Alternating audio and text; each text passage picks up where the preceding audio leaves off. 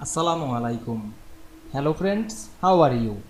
Welcome back to my another video. In this video, I am going to show you how to make landscape table in portrait document in Affinity Publisher. Let's get started. Firstly, we have to open an Affinity Publisher document. Now we want to make landscape table into portrait document.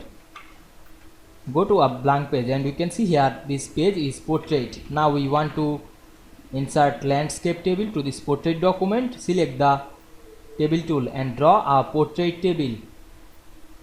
Select the landscape, draw the landscape table to these pages. Now we can see here 3 columns and some rows. Now we want to increase the number of columns. Select this arrow and write our columns number. Now I write 6, then press enter and we can see here many columns.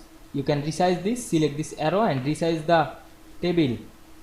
Now we make this table landscape to this portrait document, then select the move tool and click outside of the page. Now we can see we insert a landscape table into portrait document very easily.